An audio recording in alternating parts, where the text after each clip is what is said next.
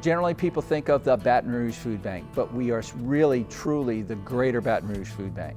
We work in 11 parishes, the 11 parishes that surround and include East Baton Rouge Parish. If you take our 11 parish service area, when you look at people who are food insecure, who don't know from where their next meal will come, you're talking about a 20 million meal gap. After all of the federal feeding programs, after all of the SNAP, the food stamps, the TFAP, everything you can think of in those federal feeding programs, and the food that we distribute, we're still 20 million meals short from making sure that those people have 3 meals a day. So that's our focus. And with this facility, we are able to handle more product. We can handle it better and more efficiently so that we can focus on buying product. It's really about, we're simply put, we're about food, and that's all we focus on. We want the neighborhood organizations who know who's in need and who's not to be able to take advantage of what we can provide them.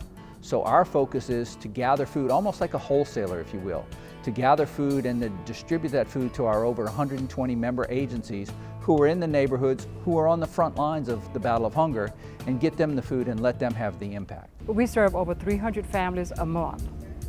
We're there every Tuesday morning, and we were there from, well, we try to start serving them a little before 9, but from 9 to 11 we're serving. Like yesterday we had 71 families. Yesterday was our big family day. We have one family that has 9 people living in one house. We have a lot of singles and couples, elderly, but we have a lot of big families also. Well, actually they're serving people. And if somebody is in need of food, milk, baby food, or whatever, even clothing, they provide that for us. And they have a lot of love too for you. It's not just about getting all of the food, but they show a lot of love. We just feel that we're there to service their needs, and that's what it's all about, servicing their needs. And they come in, not only do we service them on the physical side of it, but we also help them on the spiritual side.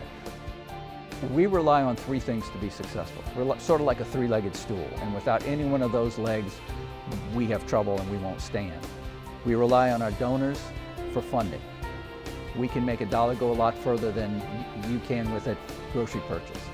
We rely on our donors for food, but we also rely on our donors for their volunteer time, because we get the equivalent of 13 full-time employees from our volunteers, and we can't do what we do without that. We can't afford to hire 13 more people.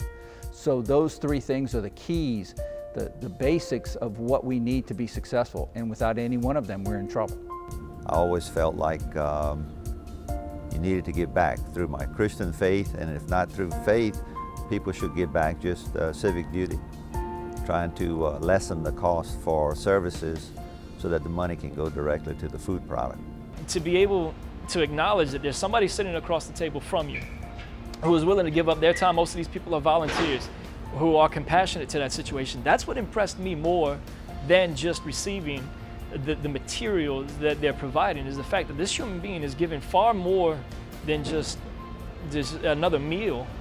They're giving their time, they're giving their compassion and their emotion, and they're sharing my burden in that. That's personal. That's a real personal issue, and I can't be more grateful for that. And I want to demonstrate that to others as I leave too.